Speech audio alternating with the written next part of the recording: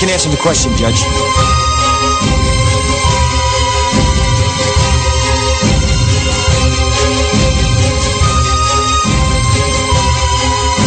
You can't handle the truth.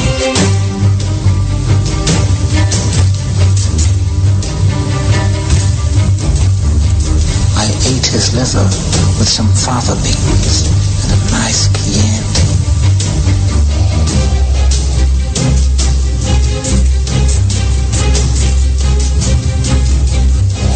Rubs the lotion on its skin or else it gets the hose again.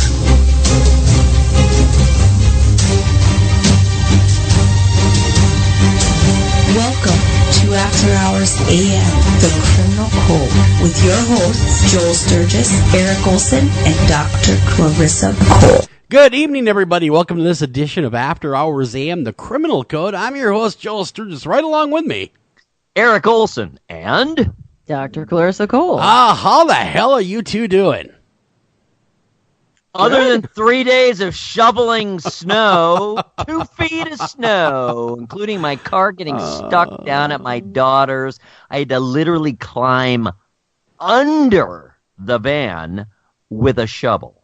Wow, under the van, shoveling. Under the van, shoveling because it was jammed. It was crammed up in there. And how did that make you feel? Awful and wet and annoyed. And yeah. When I eventually got it out, greatly relieved, but still annoyed. Sure. Well, not just to make you feel a little bit better about your situation, we have 40 below weather coming. Yeah. Just to make you feel a little bit better. It just sounds like made-up numbers. Now remember, in order for it to become 40, which you're going to be getting, it will have to go up, what is that, like 100 degrees? From 40 below to 40 above. Right in that ballpark. It would have to be that big of a swing. Well, I don't think it'll be 40 when it gets here, but it may be in the 20s. Yeah, so that would be like a 60 or 70 degree swing for us. We got a weird weather. It was cold, not super cold, but 20s and 30s with all that snow. I guess it was 20s. See, we had a couple days of quite cold, so lows in the single digits. That's cold for us. Then today it went all the way up almost to 50 and was raining. Well, there you go. It's love schizophrenic. It. Yeah. Tomorrow is transitional, and then by Friday we're back to super cold again. So in other words, all that melted is going to turn to ice. It's crazier than a bipolar X, man. You never know what it's going to do next over there. It is absolutely bipolar. It is weird. And there are all these cliches about, if you don't like the weather in Ohio, wait 15 minutes. But this is even weirder than usual. Odd, strange, scary. Really. Yeah, well, Dr. Cole now, for all of our listeners that may not know, you're originally from Madison area, so you are used to the cold. You know what it's all about. You weren't always in California. Oh, God, no. I mean, I went to school in Stevens Point, Wisconsin, which at one point got a wind chill, not actual temp, but wind chill of 80 below. Yeah. That's 80 below, yeah, so absolutely familiar. It's winter time, guys. It's winter. It is definitely winter. Oh, big, quick programming note. Tomorrow night, we're going to have we've never had professional wrestlers on, ever. Ooh. And so it's tomorrow night, tomorrow night, we did have the guy talking next to the dumpster, so we got rounded out. We're having Cocky Tommy Two-Tone on and King Leonidas of the WGW. And King Leonidas, of course, is the World Heavyweight Champion. They're going to be on tomorrow night to talk about the upcoming event that I will be announcing doing some interviews for and things like that. And that, again, is February 2nd, and it's for mental health awareness. So it's for a charity. So come on down February 2nd over there in Hibbing. It's all over the Facebook. It is all for the Gloria event, but we will be talking with Cocky Tommy Two-Tone and King Leonidas of WGW Wrestling tomorrow night. Yeah, that brother. Something. Yeah. Snap into it. That is awesome. I love the personalities with that. And I know it takes a lot of dedication and don't tell anybody, but like rehearsal and stuff, which is, which is, I think amazing. It takes a lot of work. It really does. I think people underestimate the amount of work. I wanted to become a pro wrestler at one point in my life. And I don't blame you. Seriously, that's awesome. I know. I was signed up to go and everything, and my father put a stop to it.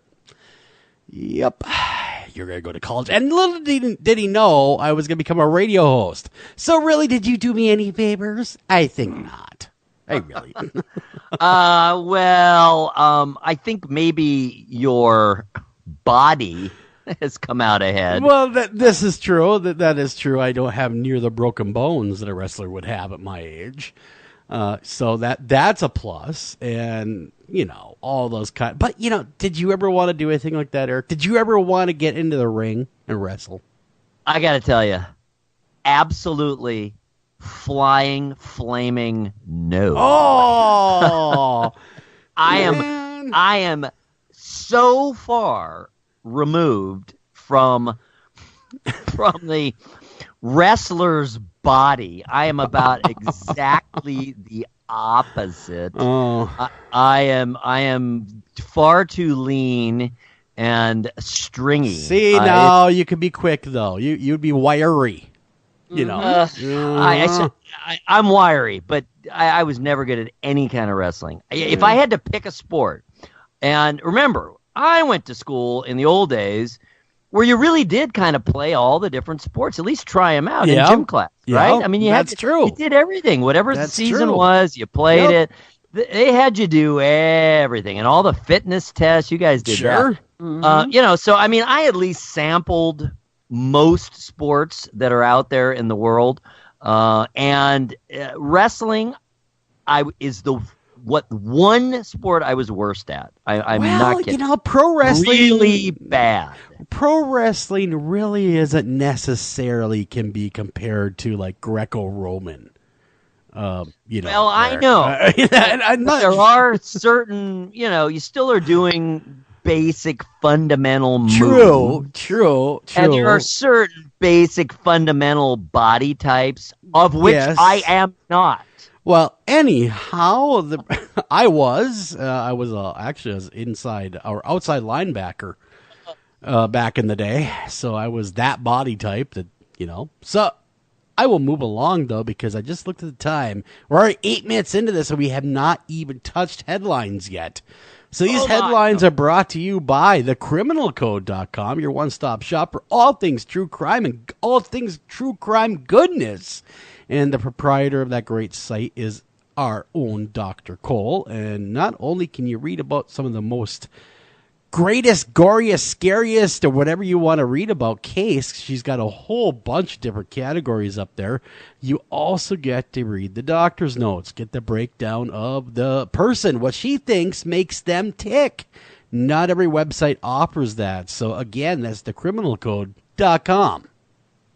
Hey, thank you. Yeah, we've got some decent headlines tonight. Although I did want to touch base, like just mention them in passing on two stories that we had covered before.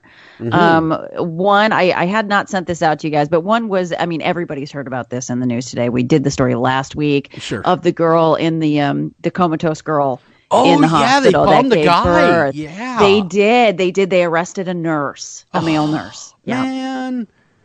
My bet was wrong. I thought it would not be a care provider, but it was. You thought it was going to be a visitor, right? That's what I thought too, though. I thought it was going to be a random visitor coming through going, hey, I like the way she's looking. I was thinking janitor or something. Somebody that did work there and knew her state, so they knew she wouldn't awake, but somebody that was not a care provider, but I was wrong. It was her nurse or one of her nurses. Yep, it was one of her nurses, so they picked him up. And the other story, which I know you guys will be thrilled to hear, has resolution. Do you remember about the inflatable colon I told you about? I do, and I've lost sleep ever since that story was read. There was a hospital that had an inflatable colon that people could walk through to learn about colon diseases, and it was stolen during the summer, and they found it. No shit. I mean, no crap. Yes. They found the colon in an abandoned house about 2 miles from the site of where this presentation was going to happen. Yeah. Man, they found an abandoned house? Who the hell wants a colon in an abandoned house? They can't even show it up or anything. I don't know. And they haven't arrested anyone yet. I mean, like, what are they going to try to get fingerprints off this huge blow up? The great colon? The great colon caper. So I know everybody has just been waiting with bated breath about that. And I wanted to pass it along. Well, I bet you there's a real pucker giant colon stashed in abandoned home. Yeah, right. Who's not going to miss that walking by? Well, is that a huge colon? I must. God, it looks like a colon in there. What? I think I've been drinking too much. I gotta go home. That's not a regular colon. That's a huge. It looks diseased. Look at the polyps. That poor guy or girl. I know. Like, I feel like if I broke into that abandoned house, I'd be like, okay, this is the wrong one. I'm not going to stay here. There's a huge inflatable colon. I don't know what's going on. Oh yes. I may be homeless, but I'm not that. Maybe they had it as a conversation piece. Maybe that's why they stole it. It would have been.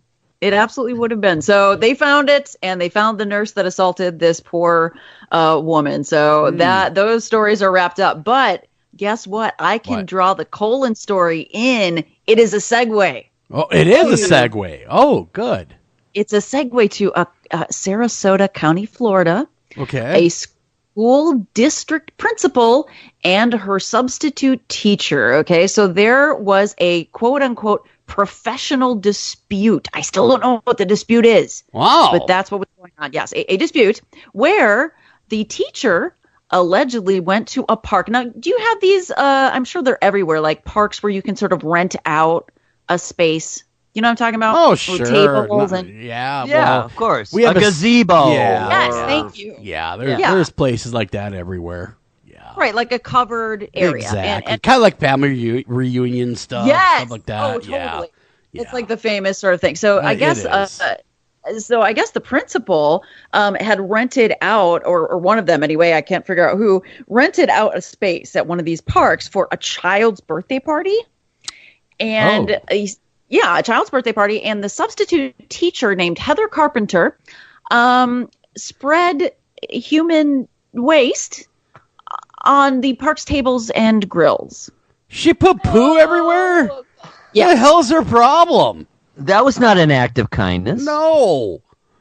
And I mean, a children's birthday. I mean, like, I'm not saying that this is right for a dispute between adults either. It's clearly wrong. But well, I was gonna say spreading poo anytime, anywhere, unless I don't know, maybe a truck stop bathroom.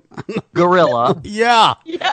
Unless you're in a zoo or something, you could throw poo or whatever. But yeah, it's normally socially not accepted to smear poo. It is not. It is not accepted. But I'm just trying to put the caveat in there. If you're going to do it, could you not involve elementary school children? Is that possible? Why not? Because they're the only ones that get poop jokes anymore.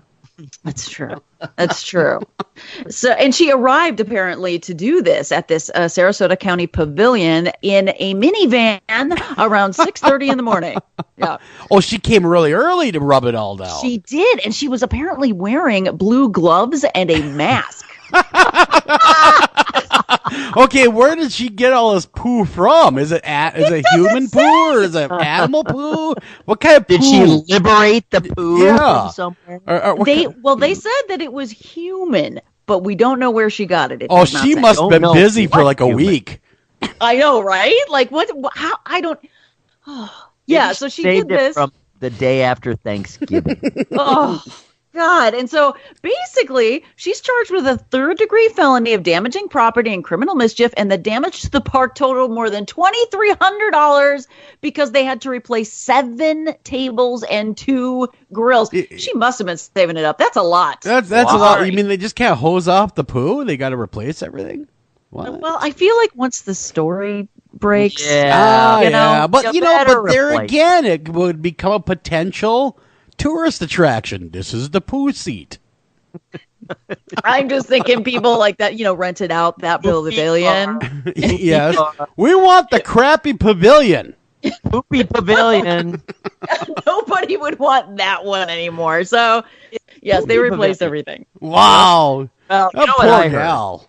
I heard this was not in the article. I heard she was inspired by a very famous, very old book, Brown Spot on the Wall, by Who Flung Poo. Maybe she was the one that was collecting the poo from the jogger a few months back from Florida. Oh, that's right. Actually, that jogger was a principal of a school. See? It's all connected. What's with the... It's all connected. With educators and poop, I do not know. But evidently they go together like peanut butter and jelly. Oh. No. Oh, God. Yeah, no, if somebody can explain that link, because I don't want to criminally profile that. I just don't want to. I don't want to think about it. You never ran into a mad pooper? In all your time, you never ran into Oh, well, yeah. I mean, yes, of course I have, but they've always been psychotic. Well, who has to say she's not? I mean, come on. Her rubbing poop everywhere is not necessarily the hallmark of sanity. No, but when they arrested her, I guess she was completely lucid, like talked about it completely lucidly. And when they asked her why she did it, she said it was because of a professional dispute. And let me just tell you, when a psychotic person does it, they're not even organized enough to do that. So she's a criminal mastermind is what you're saying. I don't know about the mastermind part, but... If only she could use her power for good. I know, right? My gosh. So that was the story out of Sarasota. Well, and that's a crappy story right there. It is. Yeah. So I want to get to another one this is a Wisconsin man. Oh. And you're going to have to explain this to me. I mean, this isn't just the purview of men, and I want to acknowledge that. It's just that as this particular woman is not acquainted with like the value of action figures, I'm going to need your help. Okay. So a Wisconsin man, apparently, so I want to kind of read this story. A Wisconsin man, he's 34. Unidentified Wisconsin man, 34 years old. He called the police at 10 p.m. on Sunday. He called on himself. Okay, he called the Madison Police Department. He allegedly admitted to drinking too much and overreacting to his 46-year-old wife, who I'm sure is regretting every decision she's made at this point. So apparently he thought, erroneously, that his wife damaged his action figures. So he took an axe to the TV stand, laptop, computer, several other household items, and smashed the family car, getting the axe stuck in the windshield. Damn. Well, Temper. Yeah. Temper. Does it say what these action figures were? Does it specify? No, it doesn't, and I couldn't find it anywhere. Well, so I don't know. The man is angry for the woman destroying his dolls. Well, he thought she did. She didn't. She did not destroy the coveted dolls or the action figures or whatever. No, she did not. And so... Were these the kind like in 40-Year-Old Virgin? That's what I'm wondering, yeah. Where, they're still in the box. Hermetically sealed. Hermetically sealed and all of that. Because, to try to take this story head on, in a semi anyway serious matter, they can have a lot of value. If he's been collecting them as a collector rather than just someone who, I loved these when I was a kid and I'm gonna hang on to them, and by the way, they may have some residual value. That would be one thing, but if the guy was doing it as a collector and had done all the things you're supposed to do, basically you don't play with them ever. You never open the box. You don't even breathe on them. Mm-hmm. You don't breathe in their direction. Then they could be worth thousands. Remember the movie? Yes. he got, what did he get, $50,000 out of all that? I think so. Yeah. When he was getting married. That was a lot of money. It can be worth a lot of money, and I know what you're talking about because I got a few baseball cards, for instance, that are worth a lot of money, like a Sandy Koufax rookie, for instance. Mm-hmm. That's actually worth quite a bit of money. I've got some stuff. Rookie, hell yeah. I've got some stuff too that I collect, but I was just like, action. I mean, I guess, right? Yeah. No. But see, here's the problem I have with the story. Okay. Even if the wife were to destroy said belongings, they're just stuff, right? It's just stuff. All right. It's your wife, right? You might get mad and go, oh, what the heck you do that for? Well, you just cost us whatever amount of money, and you go on. This guy goes off the reservation and just absolutely goes off the reservation. A rampage. Yeah, goes in a rampage, putting a lot of people in danger. What is he, infantile? What's his problem? And usually a lot of collectors will have a rider on their homeowner's insurance to cover should they be destroyed. Well, you should. Anything of particular value. Exactly. So if you it is destroyed, your homeowners and you can get a collector's rider policy that adds on to your homeowners.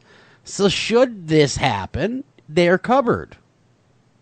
Yeah, I mean, a 34-year-old that collects action figures, grow up. Marries a woman 12 years older than himself, and then goes on some sort of rampage with an axe. I'm guessing I'm is saying not man-child. exactly Man-child. big time man-child. Like I want to know this person's name, and I want to know what the action figures are, just out of curiosity, because unbelievable. But I thought I'd share that sometimes even people from Wisconsin, when they don't go serial killer, go a little wonky in other ways. It doesn't take long for people in Wisconsin to go a little wonky anyway, That's true. Have you ever seen a Green Bay Packers fan? Woo! In the mirror every day. My dad used to say, under every Green Bay hat is a nice person. Right? Oh yeah, we're a little rabid. I absolutely no. admit it. All joking aside, it could happen anywhere, and Wisconsin's a wonderful state. In fact, I only live an hour away from Wisconsin, and great state, good people. But that guy is not helping the This reputation. guy is not helping the rep of Wisconsin. I would be interested to find out which part of Wisconsin, because northern Wisconsin seems to be a little more on the a little crazy side, if you will, than southern part. It was actually Madison. Really? Madison metro Wisconsin? area. Oh my good Lord. Then I know. Yeah, that's the most civilized part of Wisconsin. What the hell's wrong with you, man? We need to deport him. Yeah. Now, if he was from DeForest, I would get it. Only people that are from that area will laugh at that, but it was well-placed people. Trust me. Yeah, I used to live in that area. I used to live in Sun Prairie. Yes, all right. Yeah, I used to work for WJJO. Yep. Did you? I did. The Joe. I did. Oh, man. Years ago. No, it's out like in the middle of nowhere, not in the middle of nowhere, but you have to like drive off the interstate, and there's this random building, and oh god, it's terrifying. And yeah, oh my gosh. Yeah, I used to go to DeForest to go to their A&W. Oh, yeah. But so good. Anyhow, getting back to root beer. Yeah, remember when root beer was a destination? I do. People just don't go out of their way for root beer. No, not anymore. It's available everywhere now. A&W. No, now A&W's used to be amazing, and now nobody goes out of their way for that. They go out of their way to Snapchat, which again, I am legitimately too old for. I do not understand this app, but I don't get it either, and I haven't tried it. So will I ever. I don't even have an Instagram. I know we're really all you damn kids and your Instagrams and your Snapchats. But no, we are. I don't even do any of that crap. I just Facebook. As long as they don't put it on the lawn. Exactly. I do have an Instagram, but mostly I find Instagram to be very demoralizing. Not for myself, because I barely post on there, but looking at other people's posts, I'm like, oh my god, what is wrong with you people? That's mostly what I think. Nothing else to do. Yes. And in theory, it's potentially interesting to document every waking moment of your life. It's not, and I'm tired of people like, have you, like humble bragging? You know what that is? Like, what's humble bragging? Humble bragging is like, say this, like, you know what? I am just so grateful for what the little in my life. And then they post a picture that's obviously been posed and staged and redone a million times to look like they're absolutely happy and perfect and wonderful and everything is great and you should be happy for what you have. And I'm like, no. Makes me want to take up serial killing. It kind of makes me want to take up serial killing. But guess what? A Texas woman, Autumn King, 20, has been charged with manslaughter in connection with the death of 26-year-old Eric Charles Allen because she wanted to post a Snapchat holding an assault rifle. What? Why would she have been pointing it at him anyway? I have no idea. So let me get this straight. She probably pointed the rifle at the cameraman, didn't she? That's my guess. Absolutely. And then she didn't realize the gun was loaded or was unfamiliar with this weapon. She just wanted to look cool. Exactly right. And she'd never even held it before. Yep. She'd never. Yeah. And he was like, "Oh yeah, hold it up." Yeah. Yes. He was probably the owner of the gun. Exactly. Yeah, he was. And he's like, "Hey, hold the gun up. It'll be really cool, man." And then pow, and they kill him. Yes. She kills him. So no, she's getting manslaughter out of this. It was they have a child together. They were together for over 2 years. Man, that's a long-term relationship right there. 2 years. Oof. Yeah, they have a child together 2 years, and she was posing with the rifle, wanted to look all badass with the rifle, and it goes off and hits him in the chest and neck area. He fell over and she started panicking, tried to drag him to the car but couldn't pull his weight, went outside screaming, called 911, and by the time the medics got there, he was gone. So damn, my bigger question is why do you have a surgical mask on and your mug shot, you idiot? I know, I have no idea. No one's gonna believe you're a surgeon. Not wearing prison stripes. Like, are we worried about the flu shot while giving manslaughter charges? I don't know. But come on. Don't be stupid. Is she protecting herself or others? Yeah, actually, people always get this wrong, so I'm just going to put it out there for once and for all. Those masks, they do not protect you at all. They protect other people from you. Yes. That's how they work. Yes. That is how they work. I was curious what kind of disease she had. Is she patient zero? Well, if she did have the flu, maybe they did make her wear a mask, but I doubt it. So she kills her poor boyfriend, getting back to the story. She tries to do the right thing, calls 911, and then, of course, either that or she's like, this is my time to get rid of him. Right here, right now. No one ever charged you with murder. She didn't think about manslaughter, did she? She didn't think about that little charge they could hit her with. Well, I mean, she's lucky it is just manslaughter. I would say it's murder. It's murder. It's I mean, it wouldn't be first degree, but you know, she's lucky it's not second. Could it be degree. Unintentional homicide? That's basically manslaughter. That's involuntary manslaughter. Yeah. So they're saying that everything about it was, but I mean, what a tragic incident for Snapchat. Like, live your lives. I know. Go to Pinterest. Learn how to make candles or something. I know. I'm just so sick of it. It is. It's awful. It is. It's truly awful. And there's an entire generation of where I get maybe we're our second generation that for whom this is normal. You're supposed to be documenting every significant moment and many, many insignificant moments in your lives. And of course, that's not even really what happens because it's documenting, quote unquote. It's fake. It's all posed. It's all redone. You know, if I had an Instagram account, I would take a picture every time I was done using the bathroom.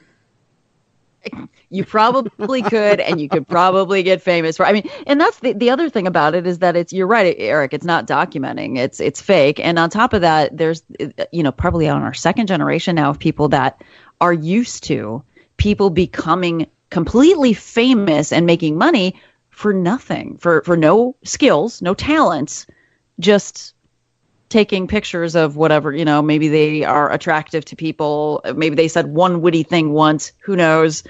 And they get famous and get money from that instead of working toward something real. It's just, it's sad. It's bizarre. There is no question about it. And, you can take it to the next step.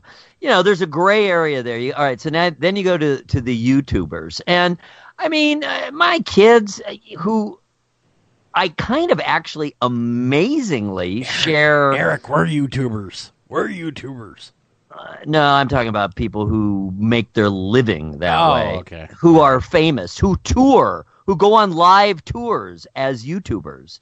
With package tours of YouTubers. Just being on YouTube, that's not being a YouTuber. Being a YouTuber means you're famous for being a YouTuber and you make your living that way. And there are people who make a lot of money. So it's a sliding scale, right? There are genuinely interesting or at least entertaining. There are people who put time and effort, production values, they write, they work hard at it, and they're trying to be creative. I'm not talking about that at all. I'm talking about people who are faux documentarians, like their heroes, the Kardashians. Let's face it, that's what they are. They're faux documentarians, and then they were able to parlay that into real fame and real fortune. And that kind of thing, famous for being famous, that's been going on forever. There's nothing new about that. But it's to the degree that it is now. And what I was going to say about my kids is, I'm talking about the two younger ones. The two older ones, they don't get it either. They're in their 30s. They don't get it. But the 15 and the 19-year-old, I mean, for the age difference between them and me, we actually have very similar taste in a lot of things. I can listen to most of the music they listen to. They will listen to most of the music that I listen to.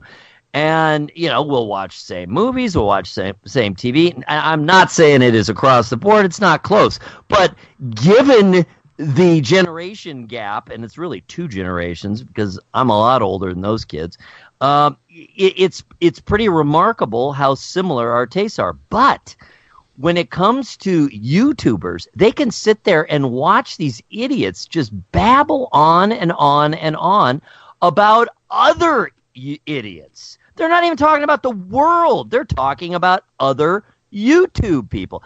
And it's not clever. And I'll sit and try to watch it with them. It's not funny. It's just a bunch of stupid swearing. And, oh, my God, it makes me feel old. Because these are people making anywhere from tens of thousands to millions of dollars doing this. Yeah. No, I agree. It's a totally different type of fame. People are more and more desperate to achieve that, which is why they're doing things like posing with weapons. We shared that story a few months back about the book. Do you remember that he bought a really thick book and said, "Shoot me"? I mean, just try to be smart, please, for the love of God. There are bigger crimes out there, though, like the woman that broke into the police station and ate a lunch. I mean, I find that to be reprehensible. I think that is really, first of all, weird and kind of gutsy. Yeah, this happened in Boynton Beach, Florida. She broke into a police substation and then apparently must have gone into the fridge because, they got snack time there. Munchies will do that to you. Yeah. She broke in. She found an officer's chicken dinner and I think, heated it up. You can see evidence of that. Yeah, and ate it. And Boynton police posted a picture of the remnants, and they said her first mistake was breaking into our substation. The second was eating Agent Bourbon's chicken and asparagus, although clearly she's not a fan of asparagus, which is all over the counter. Her third mistake was leaving her wallet and Florida ID behind. See, it would have been the crime of the century until she left the wallet. You would have been as infamous as D.B. Cooper had you not left the wallet. I love how the asparagus, too, is just like thrown aside.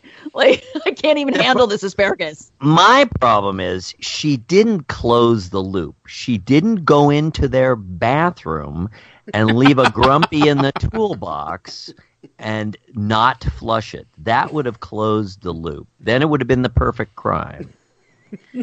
Well, we don't know that she didn't. I mean, maybe they're just not reporting that. So what's she facing? Wait. Oh, God. No, I have to read this. So I opened the actual police report. Oh, you did? I contacted Agent Bourbon, who also works out of the substation, to respond to the scene. Upon arrival, Agent Bourbon advised that the pre-made meals that were taken were his and were purchased for approximately $7 apiece. Wow. I love the detail here, guys. Yeah, there's some real detail going on here. $7 a piece.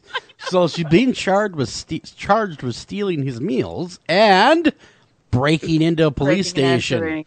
I think the breaking and entering is the much heavier. I would have said, wait a minute. She broke the window. I would have said, wait a minute. I'm a taxpayer. I own this building. Yeah, good luck with that one. Yeah. Try that.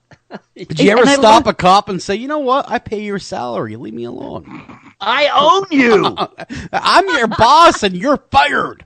You are my biatch. They really are. No. As civil servants, they really are bitches. Well, then I count as that too, because that's where my paycheck also comes from. If you read how it works, we do pay your salary, not yours, but I'm just saying, law enforcement's salary. We do. It comes out of tax dollar.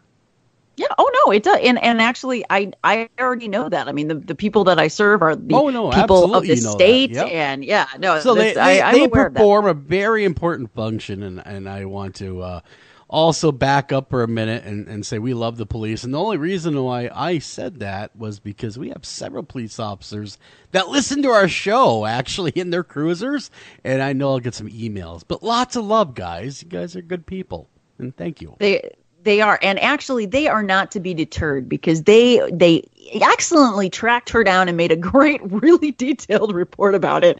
And there is another incident here where they got their man. Okay, wow. So they were after a fugitive. Also, this is in Florida. Oh, wow. A Florida fugitive was wanted for kidnapping and aggravated assault with a deadly weapon. So this is not a joke story. It's a real criminal. A real criminal.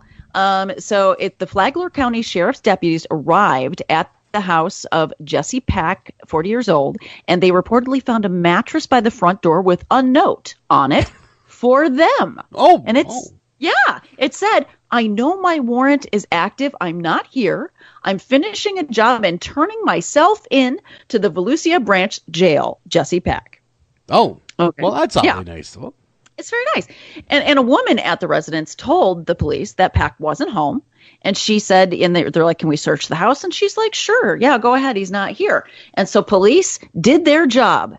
And they found him curled up in fetal position inside a dresser. I was going to say inside the mattress, but in the dresser. Nope. Inside a dresser. How small is this guy that he could fit in a dresser?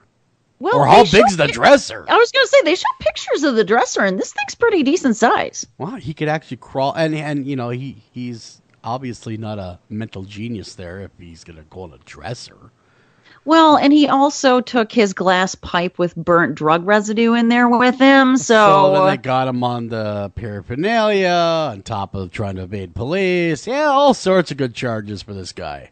Yes, and the police report states that Sheriff Rick Staley officially said this when they went toward the dresser. They said, "Ready or not, here we come." Wow, what was the guy's name again? Jesse Pack? Is that what you said? Jesse Pack, yeah. Man, I would not want to be. I would not want to be Jesse's girl. Right there. Well, Jesse's girl is the one that said they could search the place. So. Yeah, because he'd be awfully mad by that point. Yeah, well, why'd you let him in? So they arrested him. He did not resist arrest. There was no violence, but he got possession of drug paraphernalia on top of kidnapping and aggravated assault. They should just, they should just grab the dresser and walked out with it, not open the, keep them in the drawer.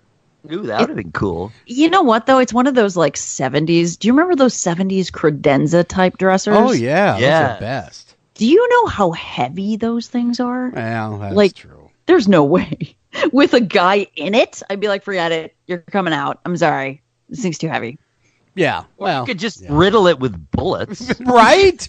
Just start firing indiscriminately into the dresser. You just because he's playing hide and seek with you, I'm pretty sure that would not be okay. But just start firing. I have an urge to test the tensile strength of this particular dresser slash credenza. Yes. My trigger finger is itchy, and I hate these dressers. Pow, pow. it might have held off the bullets. That thing was a beast. Yeah. It was one of those brutalist type 1970s bad boys. Damn. Brutalist. I like that name. Yeah. That's the style. Yeah. I have to remember the brutalist. I want a brutalist to come over here and give me a dresser.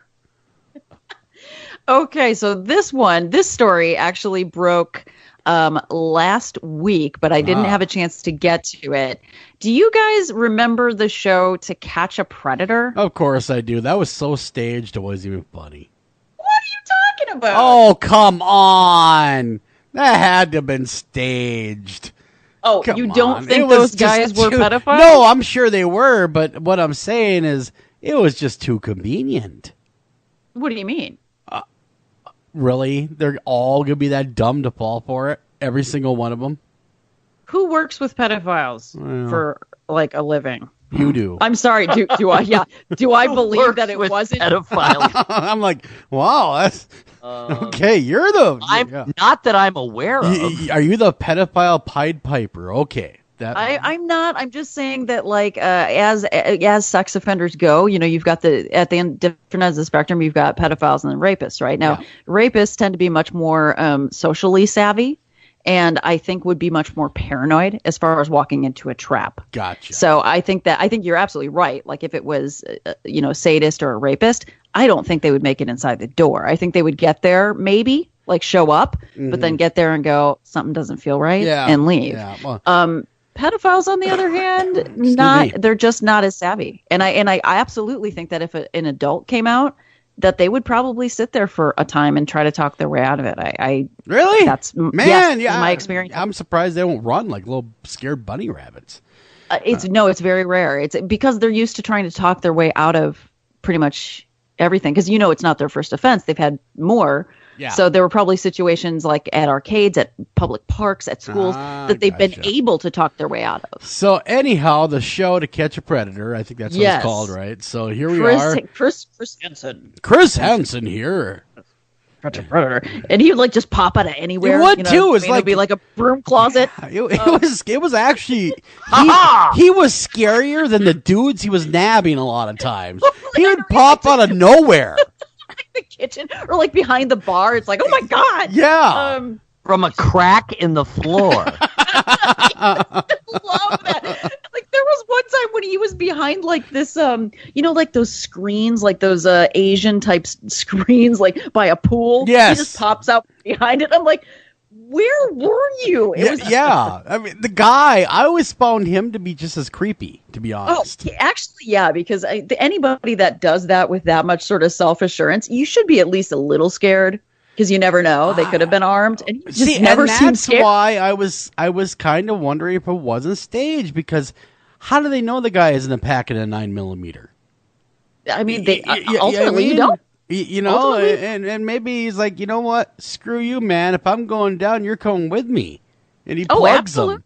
Absolutely. That's why I was kind of thought, really? These are criminals. Are you really going to go that cavalier at them? I know. He did have kind of a cavalier attitude, which I never liked because I thought it was kind of goading. And it turns out that Chris Hansen, who is now 59 years old, by the way, he was charged for issuing a bad check for $13,000. Wow. Did they do the same thing to him only at a bank? That would be awesome. Pops up from behind the counter. Did you really think this check would clear? Yeah. Did you really think that was going to happen, Chris? We know what happened to your career. We know you're broke. I know, right? We've been tracking your emails. We know you're broke. Yeah, we saw you corresponding with that person about think about that amount too. It's really kind of a weird amount because it's a lot, but it's not life-changing. You know what I mean? So it's not a small amount, like a little, kind of a minor thing. It's like a used car amount is what that is. It's an odd amount where it's enough certainly to be very serious, but not enough. In other words, was it really worth it? Is my thinking. If you're going to do something like that, man, you should go all out. You know what? $13 million check. Exactly. Oh, yeah. I mean, if you're going to spend $25,000 legal fees over a $13,000 check, you might as well bounce a $100,000 check. Exactly.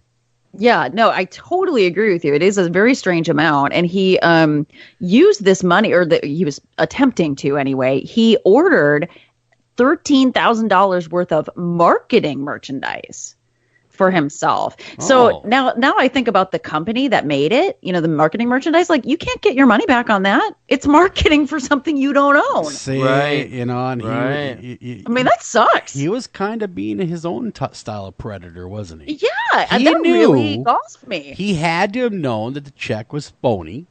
Of course. It was going to bounce. I mean, who doesn't know that you don't have 13,000 extra laying around?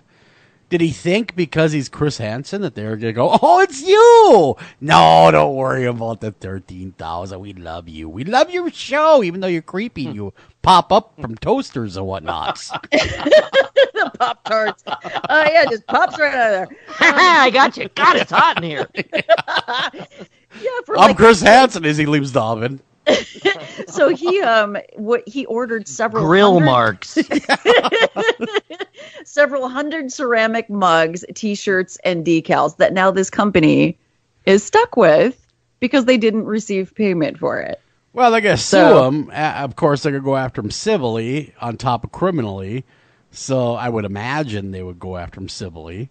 You would think so. And so good old Chris. Now, does this rise? One would ask, is this a felony? Oh, sure. Oh, yeah. 13,000. Anything over, like in California, I think it's anything over $4,000 is felony. So he's a felon. Too, so. He's a felon. Well, and it's bank fraud, too, so it automatically is. Yeah, so he's a felon. Now, what this really puts To Catch a Predator in jeopardy. Well, To Catch a Predator has been off the air for a few years, but what I guess he was trying to do, from what they say, is he was trying to launch his own show called Hansen versus Predator. See, same thing. Same for what he's sort of known thing. For. And for the same thing, I like for child predators. And apparently, if you donated to a Kickstarter campaign to get this off the ground for $45 or more, you got a coffee mug. Him showing up at your house and creepily staring at you. The nefarious scheme comes into view. And for a whopping $100 donation, I will come to your home and stare at you. I'm guessing he hoped and prayed that he could make enough quickly to cover from the Kickstarter to cover the check. I never liked the dude anyway. I always thought he was creepy as all hell, him and his weird ways. So, hey, I'm okay with it. Well, the thing that bothers me, I guess, is that Kickstarter raised $89,068. So, where'd that go? Where'd that go up? So that's what I'm saying. It's like, you could afford the mugs, dude. What happened? What happened here? Yeah, it was probably maybe he was blackmailed. Lisa likes the window seat at night. The lights below that tell her she's nearly home. Then there's the lights she can't see. The runway lights we power to bring her plane safely into land. And because at Energia we also power all of Ireland's streetlights, Lisa's taxi home is that bit safer too. And no prizes for guessing who powers her house. Welcome home, Lisa. Energia, the power behind your power. Time to own the Audi you've always wanted. Because until February 28th, you can enjoy the Audi A4 with a complimentary style pack, saving you over €4,500. So, all you have to do is choose the colour. Call into your local Audi dealer during the 191 sales event. Terms and conditions apply while stocks last.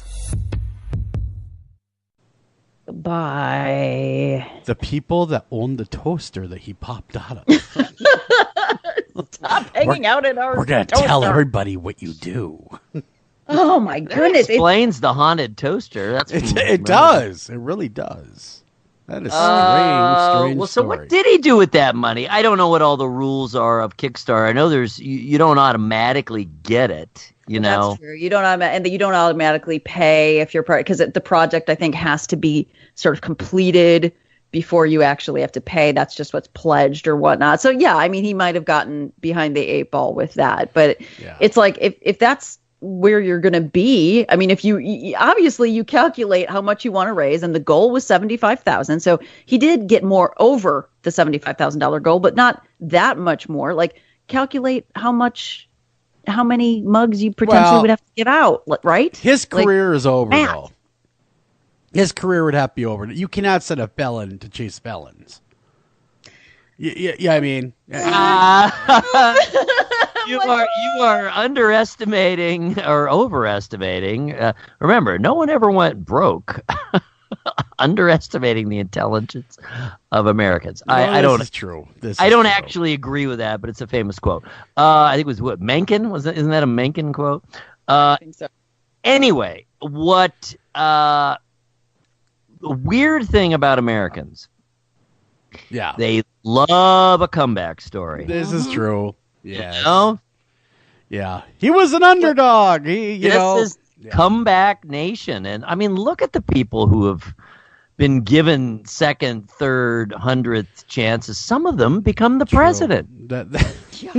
Exactly. No, because I mean, you think of how many people that honestly that Donald Trump defrauded over his career. 4 bankruptcies. Think about it. I mean, the people that bought into the stake scheme, that bought into Trump University, how many times? And then how many contractors did he fire and never pay? Like, this man has defrauded thousands of people. Well, thousands. A question for you, though. Really quick question. How long will it be before this government shutdown affects your job, Clarissa? And that's a real threat if there's no funding for states eventually. Well, no, the states for the judicial system here, California, it's all funded by the state. So we don't rely on federal funds to fund us. The only thing that federal funds we're reliant on are the court monitors for various lawsuits going on, not our operation. So I ain't worried. Okay, just curious of how dependent upon federal dollars the correction system is, and good to know it's not. So no, it's absolutely not. And honestly, even if it was, I am one of those people that public safety actually really is a priority. And yes, I would keep working my job because I'm a good person. And like you wouldn't not show up and get the flu. No, I would not do that. I think that I understand why people are, absolutely. But unless I could get another source of income to cover it, I just take the hits, put it on credit until I can't anymore. Because that's true. Public safety's at risk. Exactly. Well, speaking of public safety, wasn't there a car that went in a pool? Yeah, and this was very ironic to me. So, in Golden Gate Estates, Florida, a Naples woman was arrested after driving her truck into a tree and very nearly into a swimming pool at a Golden Gate Estates home. And the thing that I thought was really ironic is that she drives a truck for a company called Pool Tech. That is ironic, don't you think? People are weird. It's a little ironic. She failed multiple sobriety tests after they got her out of the truck. I guess her blood alcohol level was 0.275, and she also had an empty bottle of vodka and prescription pills opiates were found in her purse. So she was very messed up. Wow! So she drove into the pool. Well, if that's not a cry for help, I don't know what is. Yeah, I mean, luckily, I hate my job. A tree stopped her. Thank goodness. Yeah, well, we got a saying around here: if the brakes don't stop you, something will. Yeah. So this is a story that I did not send to you guys, but do you remember back a few months ago when I shared a story about some car thieves that jumped into a field and it was like cattle that chased the woman down and helped get her I do. Yeah, it was the avenging cattle. It was. And guess what? I didn't get to share this story with you, but there are some avenging horses as well. Really? Whoa! Yes. Wow. It was published one day ago. Horses help Florida cops take down a fugitive. So there was here they come. Dun, dun, That's dun, the dun, Flying dun, dun, Avenger. dun, dun, dun. Yeah.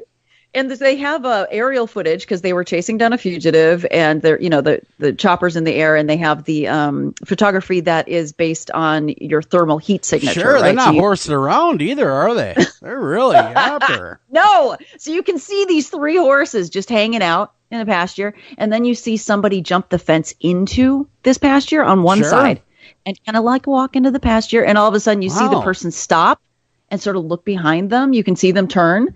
And then you see the person walk a little faster because they start following, and then they start to pick up pace, and then they all pick up pace, and then they all start running. And there's this man running across a field to get away from 3 horses, and the horse, the horse knocks him over the fence. Oh, wow, man! With its head, pushed him over the fence. Yeah, Equine Avengers. Yeah. And the police caught him right after that. So the horse's name is Shiloh. And that is awfully an interesting story with the horses. They were not going to be won up by the cattle. That just was not going to happen. Right? I know. They're like, what? Big group of cattle only takes 3 of us. Damn cattle? What? Yeah. And on top of the entire thing, Shiloh's mom, who owned Shiloh, didn't even wake up, had no idea that this occurred. Like, there's a helicopter, police come and pick up this guy, the horse knocks the guy over the fence first. She wakes up the next morning, and that's the most news crews are there. Hell has broken loose. Right? That's the most encouraging horse story I've heard since Mr. Ed. Wow. And the best part of it, if any of you get a chance to watch the segment of this, is when she's talking about Shiloh. They're like, so, does Shiloh do this? Has he ever chased down people? And she's like, well, no, I mean, Shiloh hasn't ever helped capture anyone else that, I know of. That I know of, but at night it's a crime fighter. So, He did it at night. This could be regular. Who knows? I'm going to become a crime fighter at night. Hey, I saw the movie, by the way, Glass. How was it? It was actually, if you're a fan of that franchise, it was not bad. It was not bad. It had moments where it was good, but it was good. Samuel L. Jackson, of course, is always good, and then it was just a great cast. The only parts I just didn't like was, some of the parts were just a little unbelievable. That's all. But then again, I've heard the ending is controversial. It is. You're gonna have to check it out. I don't want to spoil it because, of course, M. Night Shyamalan Ding Dong. That's what he does. Is he does the whole twist ending. That's what he's known for. And there's one in this too. So, but is it worth the $10 and change to go see it? It is if you're a fan of his work, but if you're kind of a casual fan and you really aren't up on the series, you maybe never watched one of them, it's not worth it. Wait, get it on DVD or watch or binge all the movies before you go. That'd be a good one. Good way to go. Do you want some shots fired across the bow from me on this? Sure.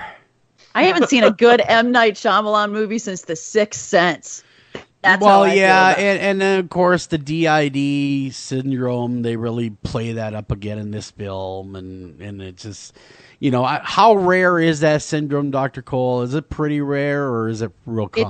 It doesn't exist. So I mean, you have that. Whenever they say DID, I want to say they're spelling did. It's like did. No, I don't believe it exists. It's still included in the DSM. They actually were going to discontinue it in this last iteration, but till the movie came out.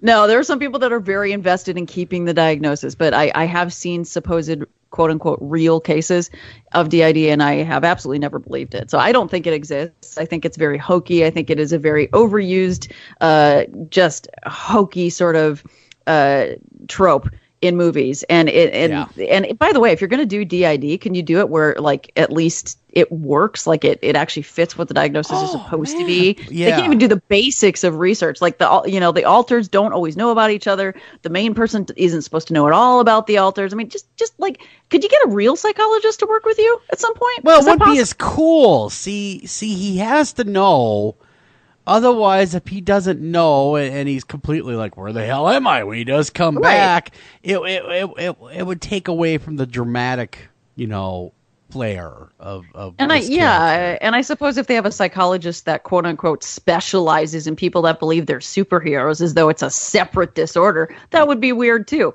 Good Lord, I'm sorry, I can't watch movies that make psychologists look like such idiots. Well, it's just difficult for me. Yeah, and I like Sarah Paulson. I do too. I think she's awesome. She's cute. in everything. Good God, she's a little hottie too. Yeah, she is. She's awesome. She is for her age. She's looking great. Okay, so I'm looking at his credits, the films he has directed. That is what we're talking about. Yes. So there's a big gap. I totally agree. But I will say Sixth Sense is classic. Yep. I really liked Unbreakable.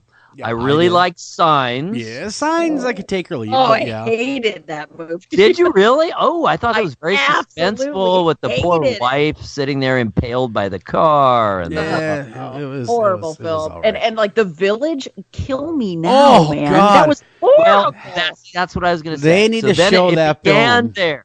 So I really like Signs. The whole family watched it. We liked that one. But now look at these: The Village, Lady in the Water, The Happening, The Last Airbender, and After Earth. Oh, that was a series. No, that was a movie too. All of those in a row are sucky. They were horrible. They were all absolutely horrible, those movies. So it's like people being like, oh my God, he's so amazing. I'm like, no, he was amazing. He was a one-trick pony. When is Hollywood going to figure it out? I'm just saying that. Shots fired. One-trick pony. All right. Split was not horrible. I mean, because of James McAvoy. The script was freaking ridiculous. James McAvoy. Visit. Wow. Visit was good.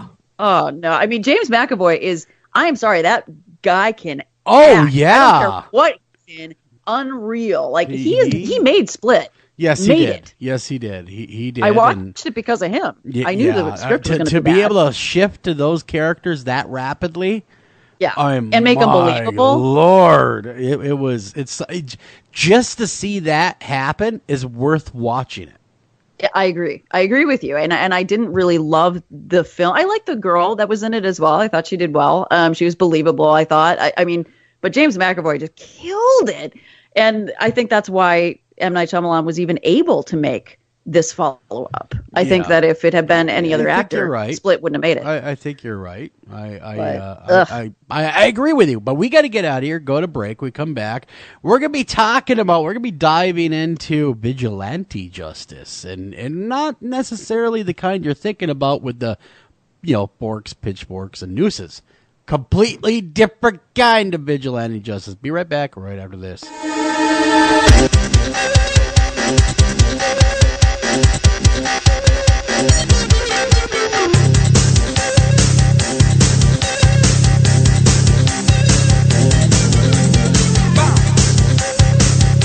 Hi, Tom Bodette. If you can hear me, then you have an internet connection, which means you can do cool things online, like listen to streaming radio, obviously, or watch a video of a monkey washing a cat. Let your freak flag fly. Or you can book a room at a great price at Motel6.com. Isn't the internet wonderful? Everything you want right at your fingertips, and whoa, did not need to see that.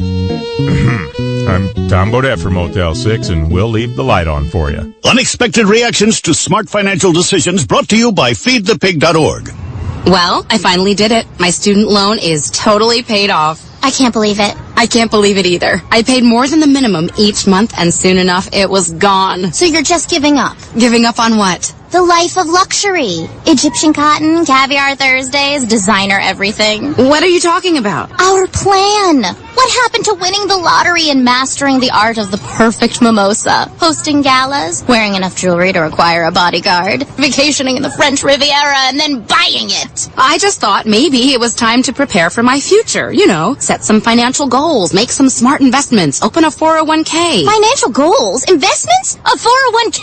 You are horrifying right now. Listen, if winning the lottery were easy, everyone would do it. When it comes to financial stability, don't get left behind. Get tools and tips for saving at feedthepig.org. This message brought to you by the American Institute of CPAs and the Ad Council. Northern Tool and Equipment. So me and the boys head out to tailgate today and find some other fans in our spot. Well, it happens. Cheering for the wrong team. Oh, this is war. Even worse, they've got this couch set up and everything. A couch? Yeah, it's sectional. All right, first thing, don't ever use the word sectional again. Done. Second, I want you to grab a 4,700-pound tow chain with J-hook and grab hammer. Throw that on the back of your truck. Got it. Now you're going to Hail Mary the J-hook over the end of that couch. Time to find a better spot for your new friends. That should do it. There's no problem a little horsepower can't solve. Northern Tool and Equipment. Taking a family of 5 to the amusement park can cost a small fortune. Oh, yeah. So to save some money, we thought, hey, let's bring the amusement park to us. Yeah. Go ahead. All right, step right up, young man. Are you ready to ride the wacky waterfall? That's just the bathtub with the shower head running. Nope, it's the wacky waterfall. It's the shower, Dad. Waterfall. Wacky. There's an easier way to save. To get a free rate quote, go to geico.com. Then buy online, over the phone, or at your local Geico office. Green light. Hey, girl. School zone. I'm getting hungry. Car changing lanes. You want to meet me for pizza? Stop sign. Intersection clear. Yeah, street. Pizza sounds good. Ballin Street? Girlin Street! It's hard to concentrate on 2 things at once, like texting and driving. Stop the text, stop the wrecks. How will you stop texting and driving? Tell us at stoptextstopwrecks.org. Brought to you by the National Highway Traffic Safety Administration and the Ad Council.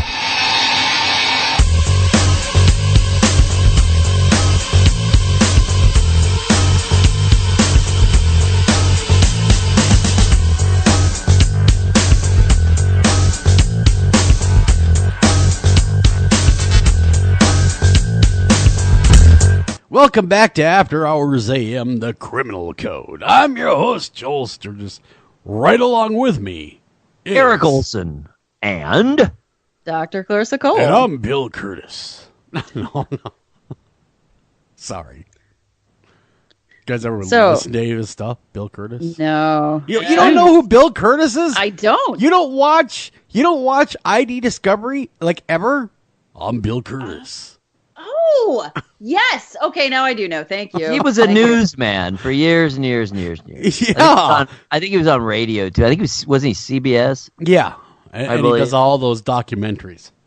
Yeah, he's been around. He's been around. Anyhow. That's a voice. That is the voice. Well, we are privileged to have the return of the focal point of our second hour being Dr. Clarissa Cole and her intriguing presentation and perspicacious analysis of yet another killer. And wow, this guy is so far over the top.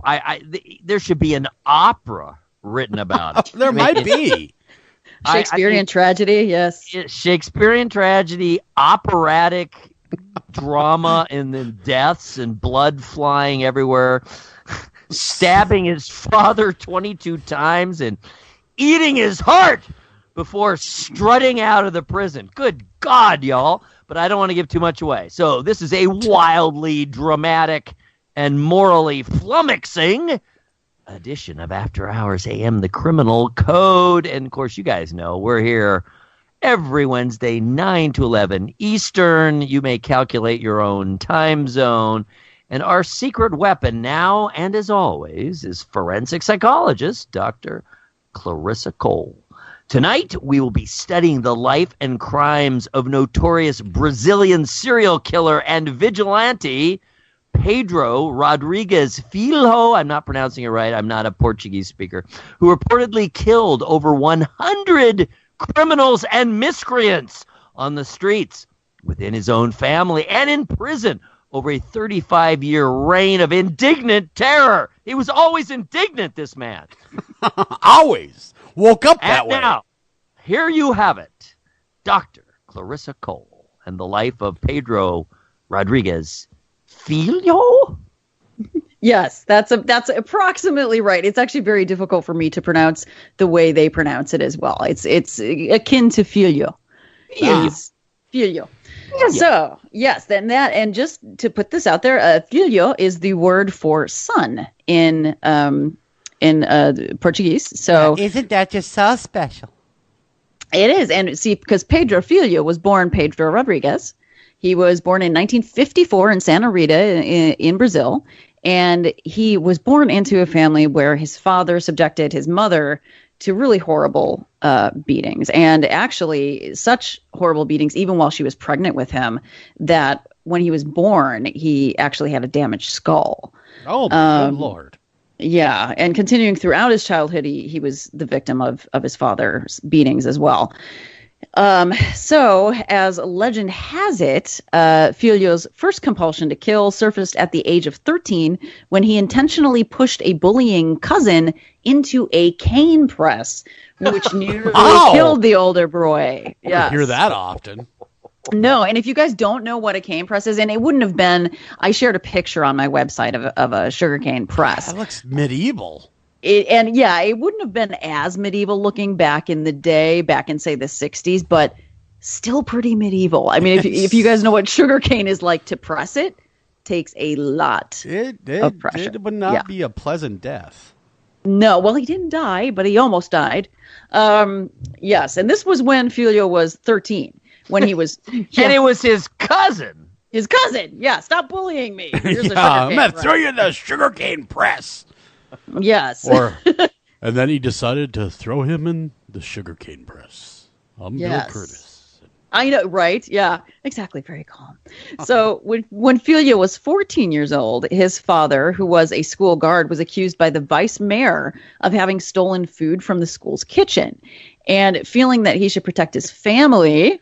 The adolescent Filho killed the offending politician by way of a shotgun on the courthouse steps. And he didn't go to jail then?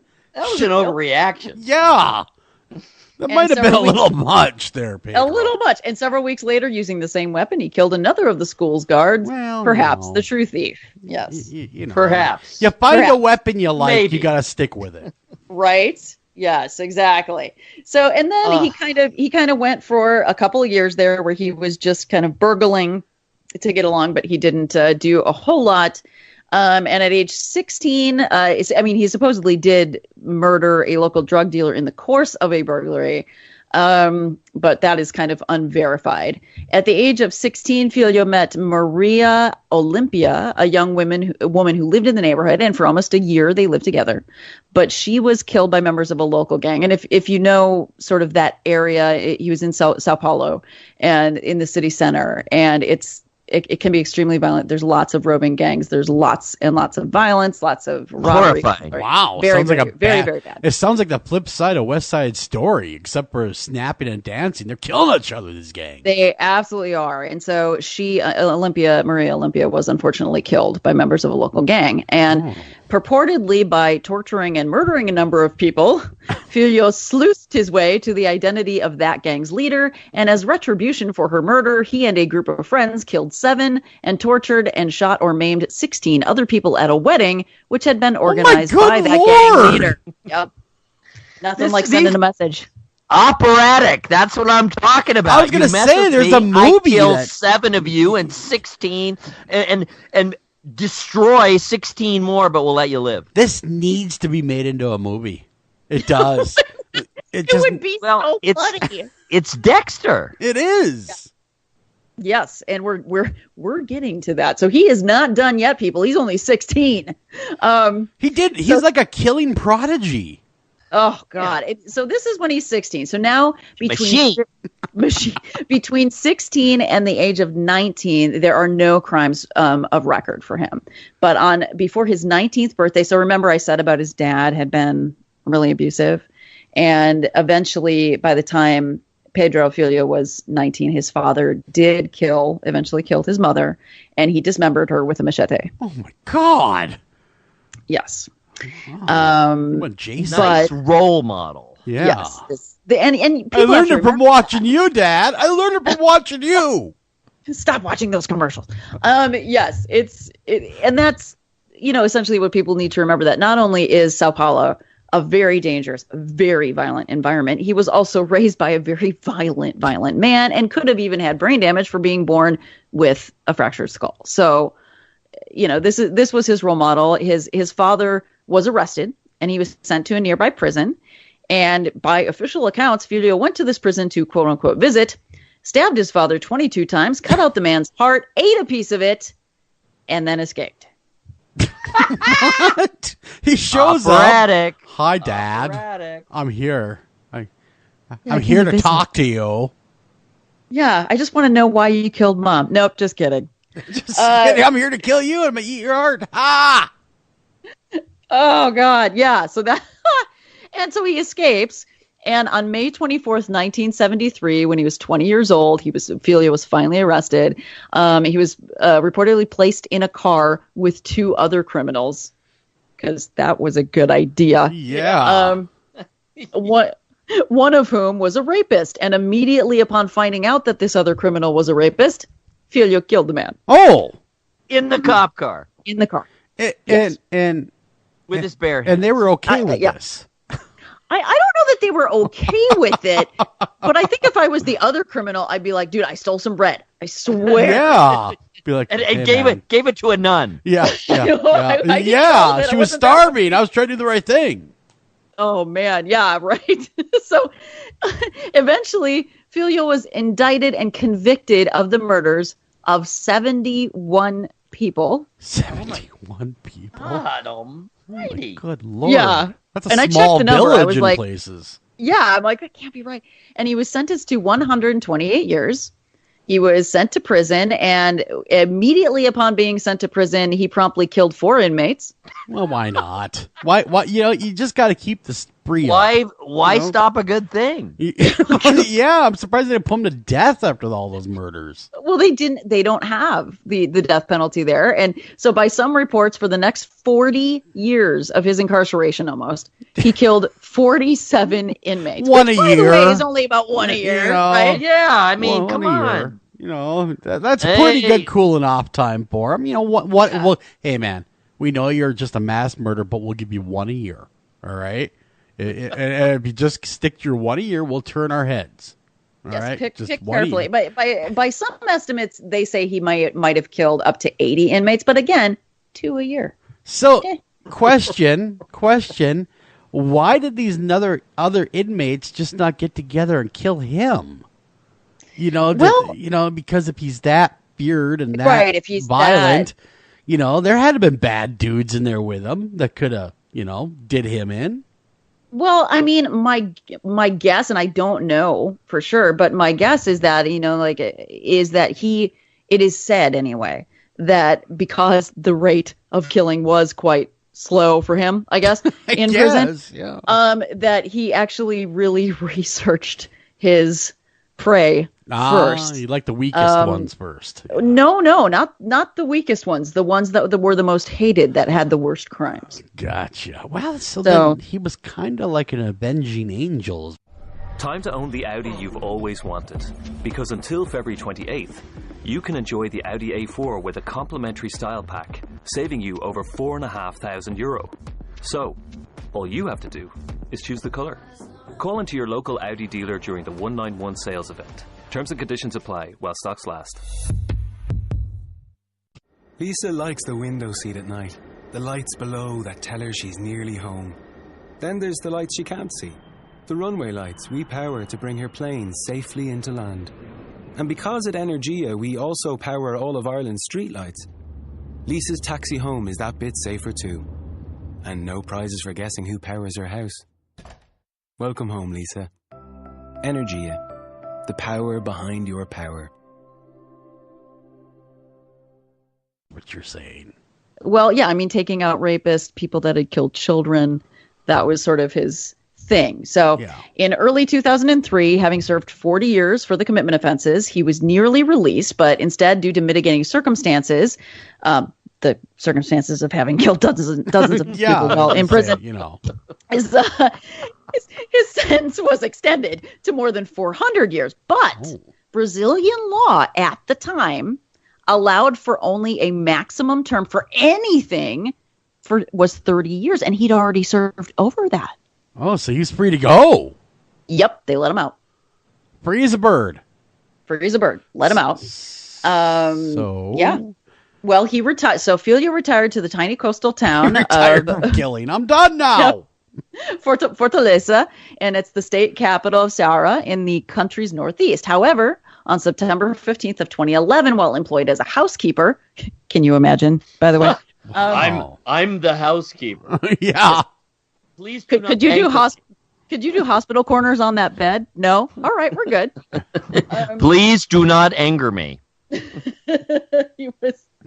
So he was arrested again, and the charges were of false imprisonment and incitement of a riot. I don't exactly know what that entailed, but he was brought back to prison, and he's now serving the remainder of his 128-year sentence. Wow. Oh, my goodness. He just couldn't, A, stop killing, B, stay out of trouble. He couldn't do any of these things. And this guy's running around with this almost like you said, operatic tale of vengeance. I'm surprised that Quentin Tarantino hasn't made a Kill Bill 3 with him as the guy and all. It just really, you would not think that this would go on in modern times. I was so would have expected this like in the 1800s, maybe 1700s, something like this going down. But we're talking modern times. Oh God! I mean, yeah, exactly. I mean, he's still alive. This wasn't that long ago, and actually, I mean, yes, obviously a killing machine. Obviously, could not stay out of trouble. But in all that time, he never killed a prison guard. He never killed anybody that was upholding the law. Supposedly, that's what they say. Never killed a child. Never killed a woman that we know of. Yeah, It was people that he deemed to not be fit for this earth. It was kind of like the dude from Death Wish. Death Wish, Dexter. I mean, so, that's what I was kind of trying to get to in my post is that, people in Brazil kind of laud him as this folk hero in some ways. Like Filho means son. His last name was Rodriguez, but I believe that it may have been them that had dubbed him with this as a last name, as Brazil's son. So, but over here, I think it's pretty easy to look at it and go, yeah, that's not right. No, that is messed up. Yeah, I don't really support you killing people indiscriminately. but like I wanted to get down to sort of, is that how we actually feel as Americans? And I mean, just as people, because I was thinking about the idea of vigilante justice, right? And we've got the American West, the cowboy. We've got dueling in the Victorian era. We have Robin Hood. We have Shakespeare, medieval lore, even the Bible. So the idea of vigilante justice is much older than formal justice. Well, yeah, it was the original justice, frontier justice, stuff like that. That was the original justice. But now we're civilized, you see. We're no longer, there are various issues. Yes, tons of issues. Due process being number one. With this, yes, due process, certainly. The other issue, just more from a operational standpoint, is these posses, quote unquote, shall we say, are very often mob mentality. Oh, yeah. Pitchforks and torches. Lynchings. Yep. Sorry, I just got like Hunchback of Notre Dame in my head or something. Yeah.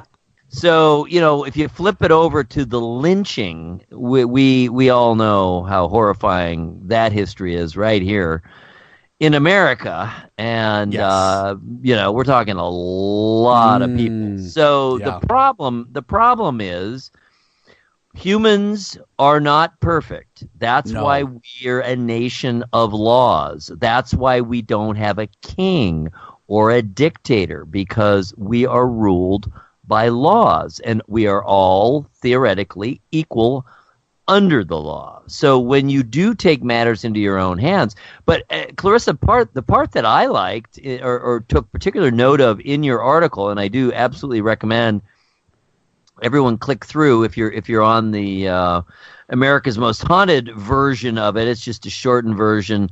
And you're, of course, encouraged to click over to The Real McCoy on the criminalcode.com site and read the whole thing. But what you bring up there is really the entire history of superheroes. Superheroes are vigilantes. They are. Yeah. They really, really are. I mean, I was thinking about what we were just talking about, kind of making fun of, I guess, before the break, the movie that M. Night Shyamalan just made, right? And the Marvel universe being, huge. That is a blockbuster for Hollywood. And it's like, I feel like the American West, like the idea of the cowboy, kind of morphed over time into superheroes. And what kid doesn't want to be a superhero? Like, you have Batman, who is a law-abiding citizen by day, right? Billionaire sitting around his castle. And then at night, he goes and pretty much breaks every law he can while trying to catch the bad guy that nobody else is bringing to justice. And how is that not vigilantism? But it's fiction.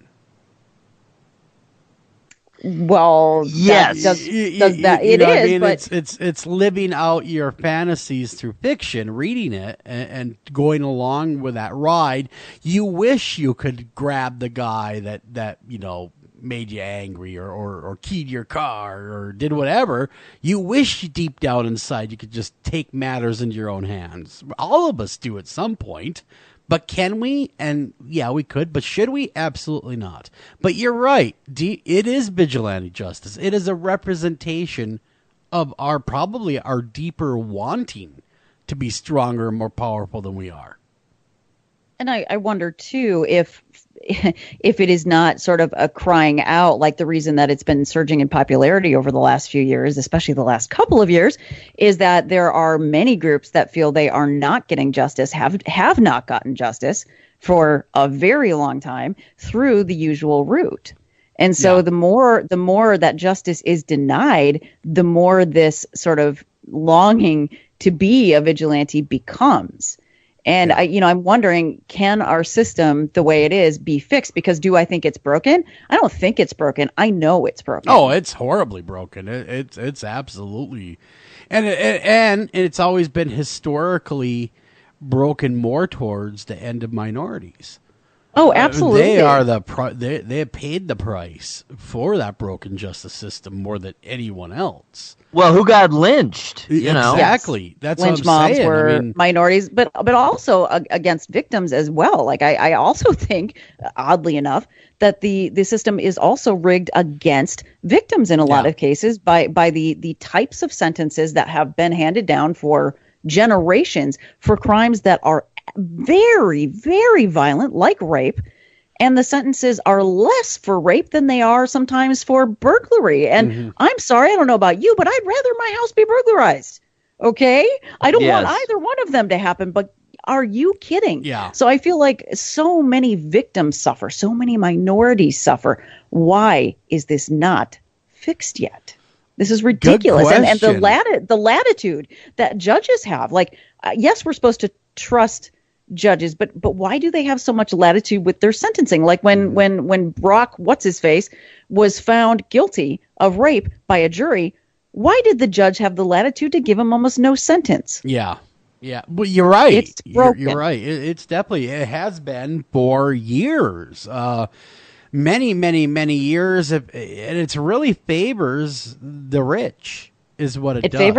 It favors the wealthy, it favors the white, and it favors it favors the white male, I guess, because it doesn't favor the male in all circumstances, not at all. If you're a male of color, you are absolutely given the highest sentence. And actually, the system is not fair toward women in the reverse. The system does not give women appropriate sentences in a lot of cases because, again, they're women. Yeah. So a lot of times the system sort of refuses to believe they could be capable of certain things. And I see, like, for instance, this is a very disparate sentence that I see in my work all the time, is that men that kill children, right? Yeah. Whether they're their own children or stepchildren or children that they're just taking care of, when men kill children, they usually get sentenced to life. And it is very rare for them to get parole because of the heinous nature of that crime. However, when a woman kills a child, specifically her own, even if they're not her own, she paroles, and typically paroles rather early. Wow, yeah. It's like that lady that drowned her kids in the bathtub. Yeah, she got next to nothing.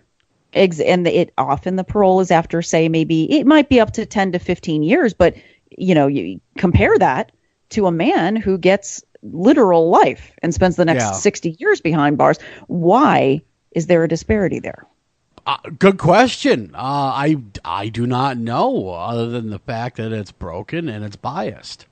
Very much. And I would never say like, oh, the women are just showing more insight. I think that's crap. I know that isn't always the case. So it's, I know it's a case by case basis. It has to be. It can't be a one size fits all. But this push toward vigilantism, and I would also argue that vigilantism is gaining in steam. And I am guilty of it as well. I fully admit that, especially this week when it comes to social media. Yeah. Well, that's the thing, though. When you can no longer rely on the justice system to adequately do what it needs to do, and that is, of course, deliver justice, what are we left to do as Americans? In fact, it's in our Constitution. If the government breaks down, what are we instructed to do? Eric, you tell us. If the government breaks down? Yep, if it's full of tyranny and it's not working, and what are we supposed to do as Americans? Rise up? That's revolution. Right. And what is that ultimately? Mass vigilantism. Yeah. All right, I have some questions as we go in. Are we taking a break? Yeah, we are. Let's get out of here. Let's take a break. That way you can ask the question. She can finish the thought and all that kind of good stuff. We come back. We're going to be diving deeper into vigilante justice, where in society is it appropriate, and where has it been exercised, and why did they love this guy so much in Brazil? Be right back right after this.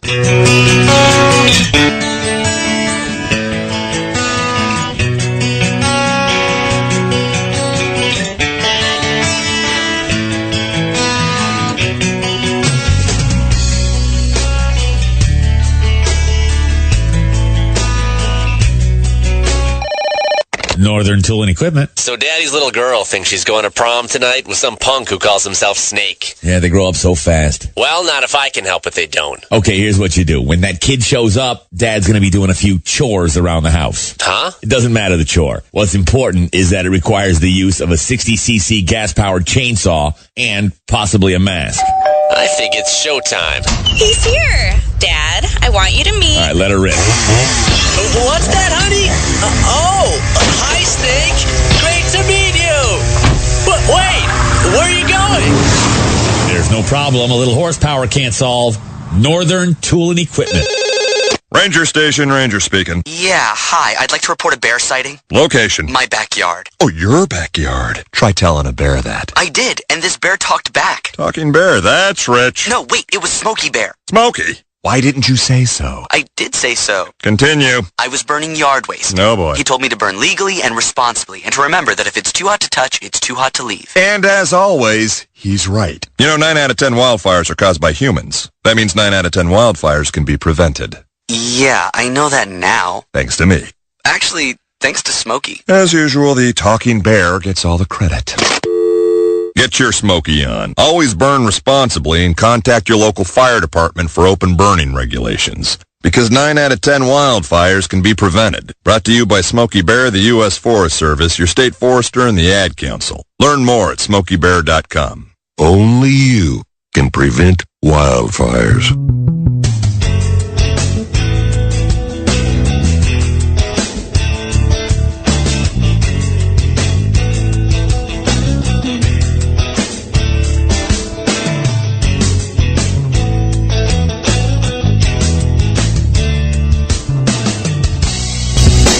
Welcome back to After Hours AM, the Criminal Code. I'm your host, Joel Sturgis, right along with me, Eric Olsen and Dr. Clarissa Cole. Eric, you had a question and before we left for the break, so go ahead, sir. Yeah, I mean it's they're questions, but they're just kind of topics as well. So certainly either and or both you guys, I'm interested to hear your thoughts, and I'm sure I have thoughts too, probably once I've heard yours. So the three topics that come to mind are almost all you hear about. It's built in to their backstories and whatnot. Superheroes have rules, and most do not kill. Batman has a no-kill rule. Superman, no-kill rule. Sure. Deadpool, not so much. No, no, not at all.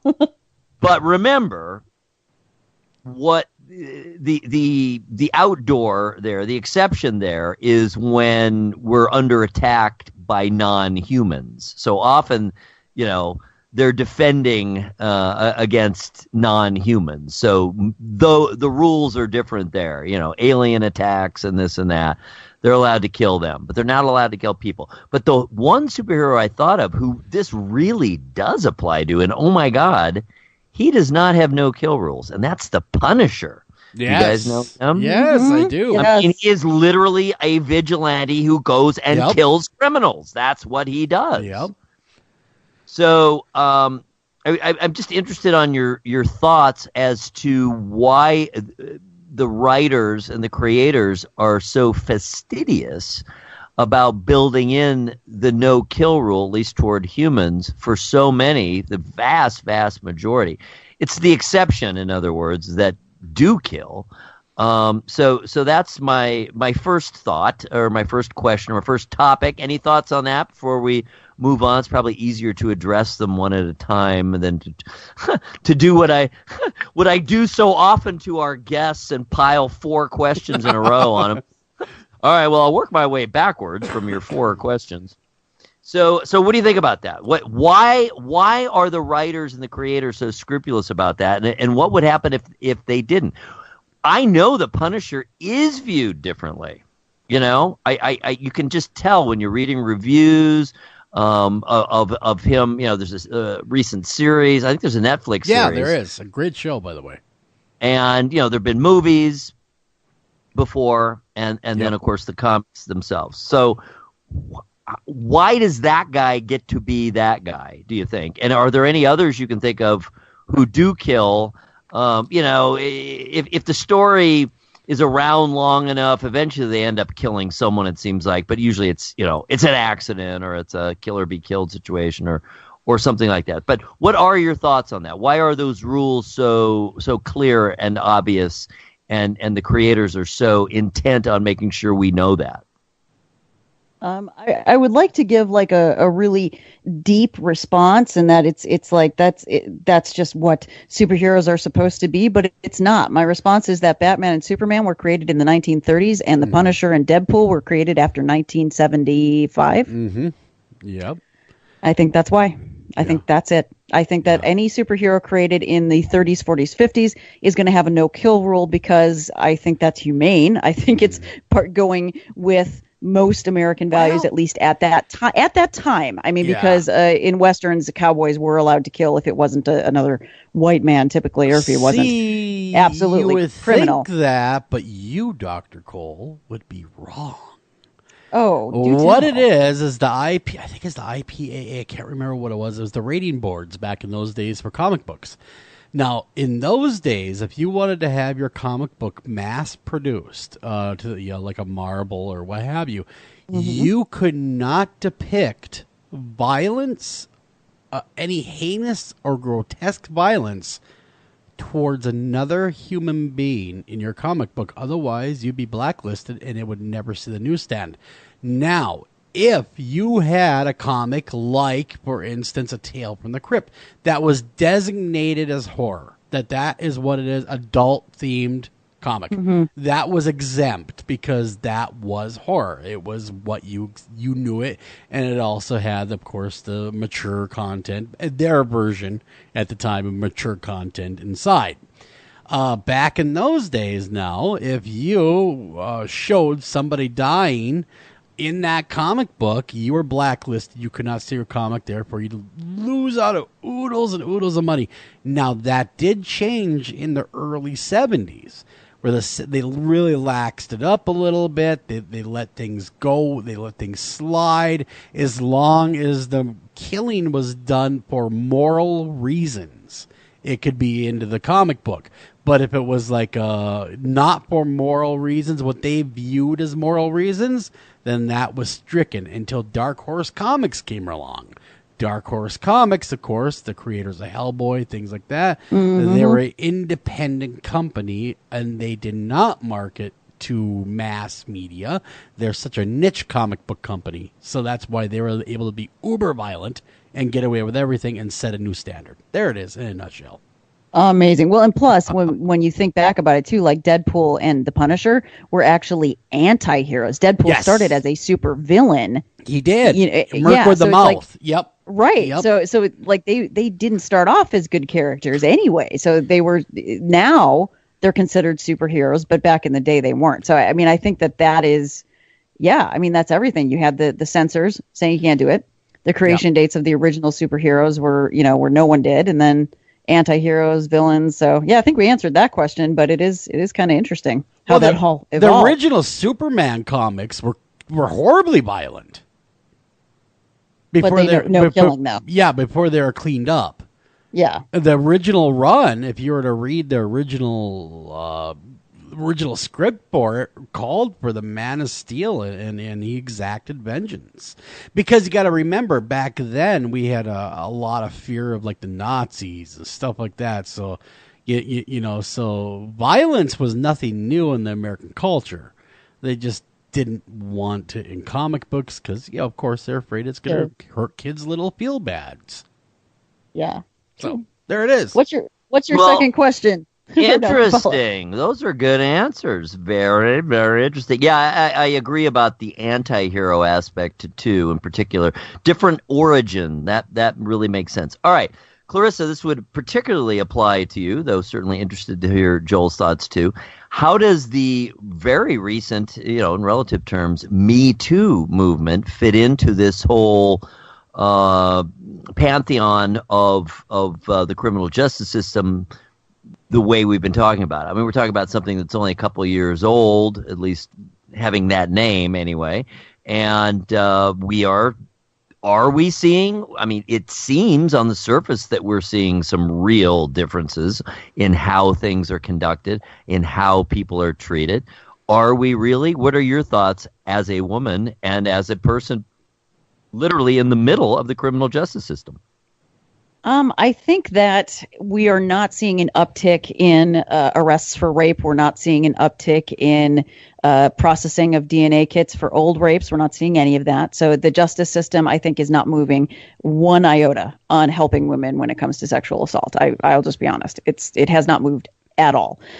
What I do think is different, very, very different, is a sense of vigilante justice, big time, because the justice system has not stepped up, period.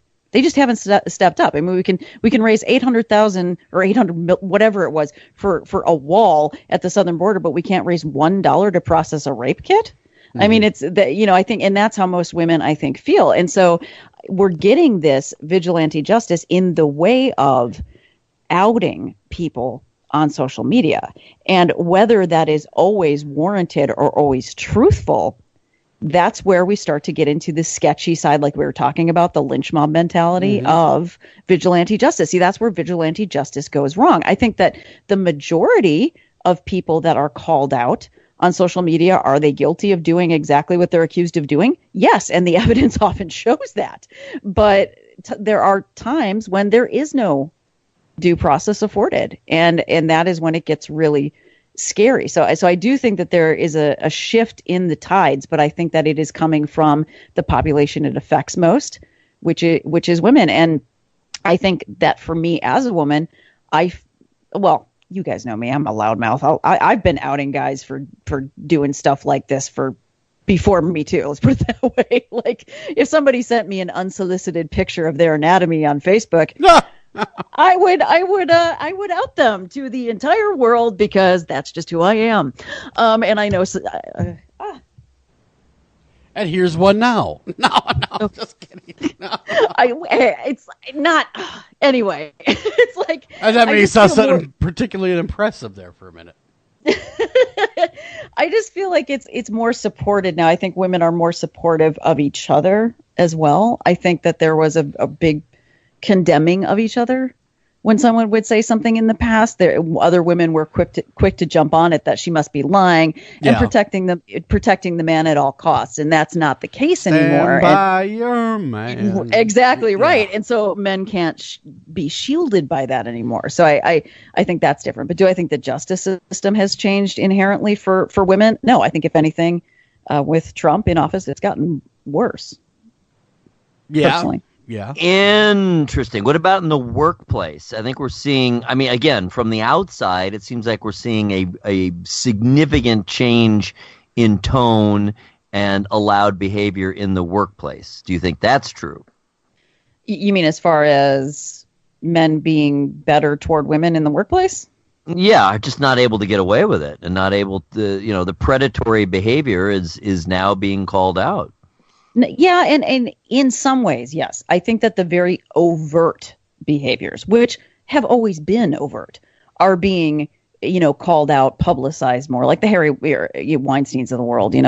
They're being called out. I think that the covert stuff, the stuff that is more insidious, is worse. Because there is this sort of writhing anger toward women as a whole for putting people on Front Street, that other men perceive don't deserve it because they don't view other men in the same way. They view themselves kind of, I think, when they see some of these men that women call out for the smaller things, and it makes them angry, understandably so. I think that that if you are part of that contingent that has always been okay with, and look at the larger culture. We've always been okay with objectifying women. We've always been okay with sexualizing them at a young age and relegating them to second-class citizens. Like, you cannot put this all on men. You can't. Our culture has been doing it forever, including women. So when there are these small slights that women are calling out, I think men are getting angrier and angrier. So some of that anger is definitely coming out at women from strange places. I have been gotten angry with for, very innocuous things because they're so angry. Well, and so I think that's worse, actually. For younger men in particular. I think younger men are very angry, and I'm like, whoa. Well, that's the incel movement. We've talked about that before. I'm like, why are you so angry right now? Like, whoa. Well, there was this guy, Don put something up, I don't know, his Facebook, an article where a guy, young man, I think he was mid to late 20s, and he was obviously he was caught before it happened. He was a involuntary celibate. He was a virgin. I think he was 27. And he said, a long time to have your B card. All I wanted ever was a girlfriend and to be, loved and supported. And now all I want to do is go out and kill as many women as possible. Oh my good Lord. Yeah, I saw that. I mean, that's a pretty extreme reaction. Now, I love, Clarissa, how you tied all this, because I don't know if I would have thought of that, into the whole social media movement. So in other words, what we're seeing every day, millions, tens of millions, hundreds of millions of posts every day. They're not all about this, but it's a form of virtual vigilantism. Mm-hmm. Oh, gosh, absolutely. When you look at how many people, and again, rightfully so, that have had racist tirades on the street and they immediately lose their job. There's no talk about it. They get a call where they're like, you're fired. And this is happening all over the place all the time. So it is this type of vigilantism where it's a social policing. It's an immediate feedback loop where somebody is videoing you in real time and it's going out over the airwaves, and all of a sudden millions of people are weighing in, and you are not famous but infamous for all the wrong reasons, and you lose your job. Some people have not only lost their job, but there's a man who had rented an apartment in the same apartment building for the last 25 years or more, and then another resident came in and he started questioning this man very pointedly. Well, you don't live here. You can't live here. Of course, the man was African American. And the man's friend was videotaping the entire time. That man lost his job and lost his apartment in the same week. Damn.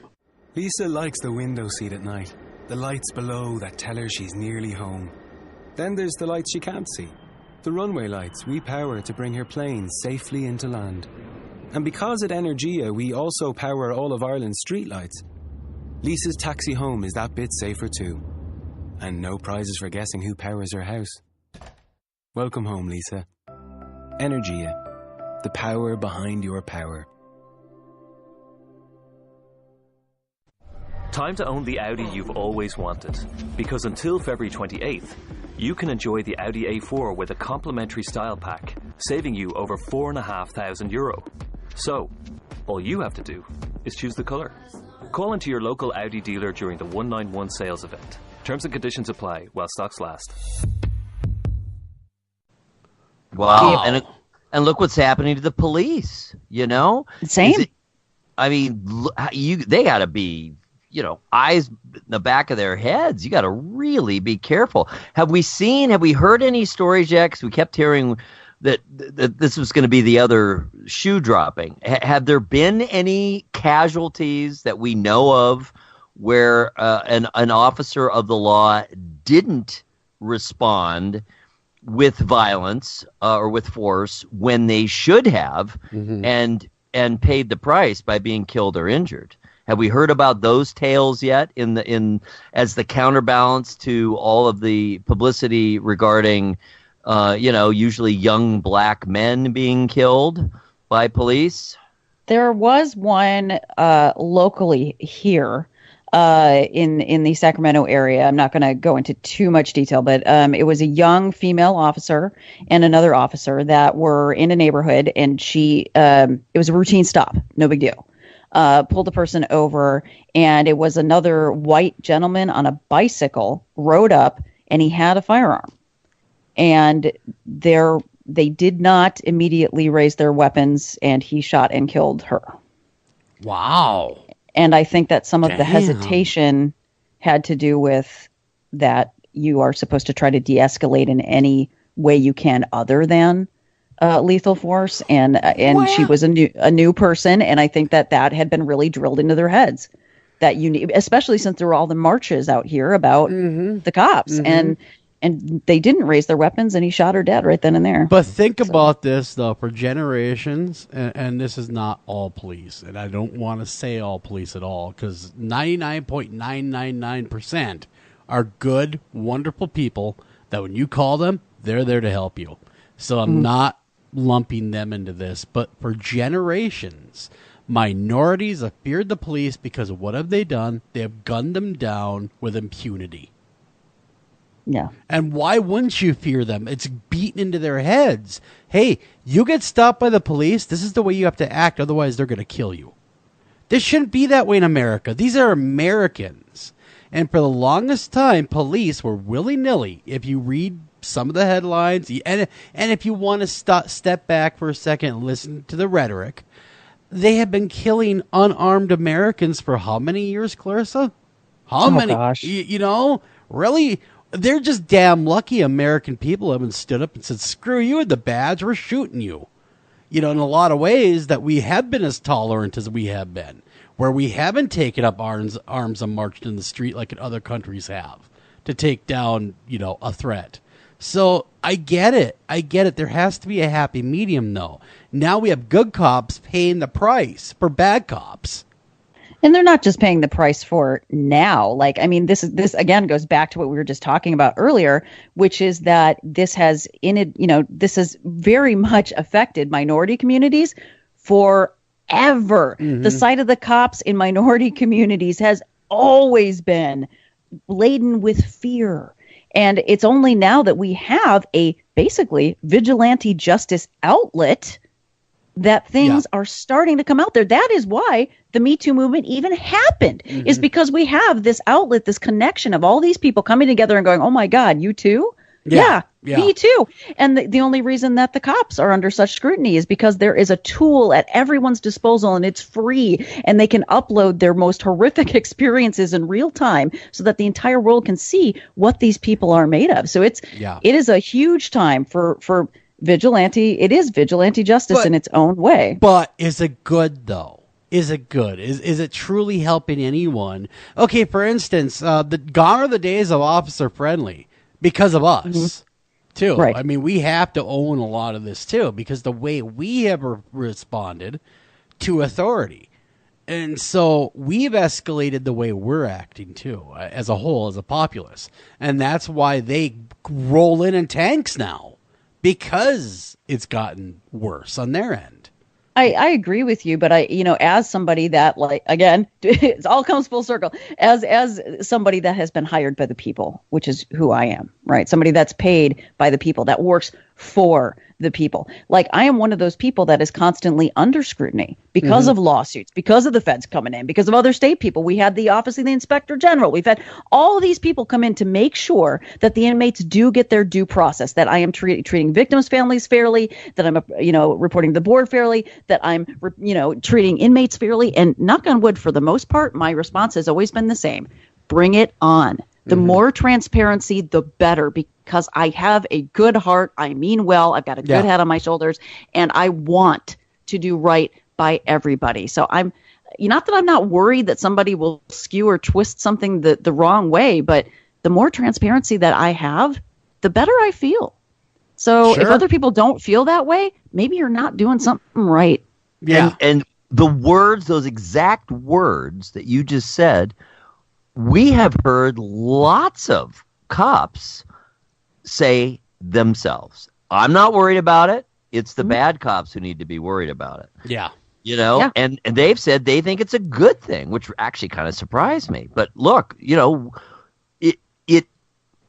a counterintuitive element to it. When things do get cleaned up, then that reflects much better on everyone, and people have much more respect for the police and for the law, and that is a very positive sort of social effect of it. Now, does that mean that like anything else, it can't be carried too far the other way, and that good cops end up getting caught up in some things that aren't really necessarily their fault, or gray areas, and because of the times, they suffer when other times they would have been able to get away with it, I guess is what I'm saying. But it's the key is to find that balance, and the problem, a key part of the issue here is we're dealing with life and death issues, and things that a printer or even a dog catcher, or almost any profession that doesn't involve life and death, there's a lot less pressure on those people, on those professions. And so on the one hand, we have to give respect to people who are willing to take on that job and try to do their best under very difficult, trying circumstances, and try to thread that needle and walk that narrow line that gets you through and that keeps you alive, but that you're not violating anyone's civil rights, et cetera, et cetera, et cetera. But while in the middle of cleaning things up and trying to improve the relationship, and that's been going on forever, and it's an ongoing thing. It's a cyclical thing.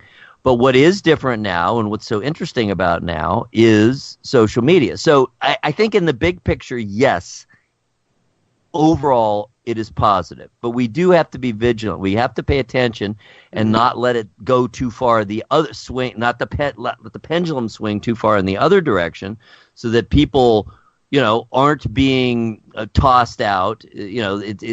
I'm always concerned about zero tolerance policies in anything, and that was the problem with the 3 strikes and you're out. Yes, absolutely. And that is the problem. And I think too, what people are missing is that this, people that are afraid of this transparency, especially when we have policies that feel a little weird, or like they were made a long time ago, and you feel conflicted about, following them to the letter. That's why transparency is awesome, because that is how changes happen. Like, you've got to be so sure of yourself, and that you can walk in there and go, okay, you think I'm doing something wrong.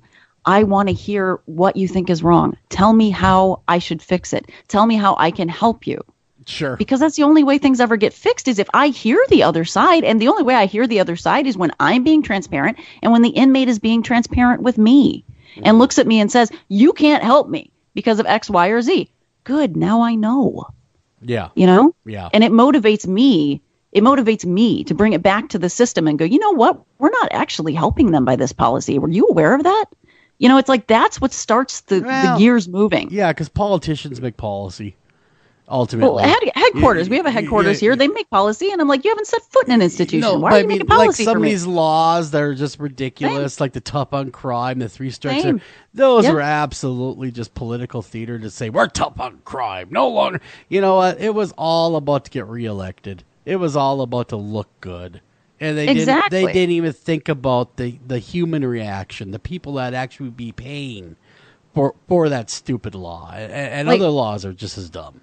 Like, what's her name? The politician Gillibrand this last week. I saw a clip from her, and I think she said it best because she used to have policies about illegal immigrants that were really kind of racist. And the commentator asked her about it, and she said, she goes, when I first got elected, I wasn't really thinking about anybody else's suffering. She actually said that, those words. Wow. And that's I went, pretty good. That's what she said. And I thought to myself, I'm hoping to God that because of the transparency of social media and because of how woke people are, that people like you never get elected again. Because anybody that can be elected to a public office without thinking about the suffering of others shudn't be there. Yeah, it's like the guy getting on TV and saying that, don't worry about money. Your landlord will barter with you. What? Right. I haven't met a landlord yet or anyone that's got their own bills to pay that's going to sit there and barter for cheese. Hey, I'll give you a pound of cheese. Yeah, I mean, because he was talking about bartering goods and services and to pay your bills that way. And it's just ridiculous. And it is going to get worse before it gets better, unfortunately. We are nowhere near the tip of this spear yet because there's people that rely heavily on the government. And a lot of us do. There's, several people, whether you know it or not, that rely on the government. And in some ways, that's been a horrible disservice to the American people to make us rely upon the government to provide everything. Oh gosh, that reminds me. Sorry, really quick. In the light of everything that's happened this last week, with I don't want to get into it. The kids and the Native American, the National Mall. Don't want to get into that. The point being that if you are a woman, a single woman that is reliant on WIC for your child to take care of them, and you're not getting WIC, you're not getting food stamps right now, you're not getting help. The Cherokee Nation, the Choctaw Nation, and I think there are, like 5 other, at least, Native American nations have opened their doors, very cool. And they have food and they have help for you. Go there. You don't need to be a member of the reservation. If you are on WIC, it doesn't matter what ethnicity you are. Very cool. We got to get out of here, guys. Take care of each other, love each other. And we're all here for each other in this because I think it's going to get bumpy before it gets better. After Hours AM is a production of Midwest Radio Productions. Please like us on Facebook and follow us on Twitter. And please visit www.americas-most-haunted.com.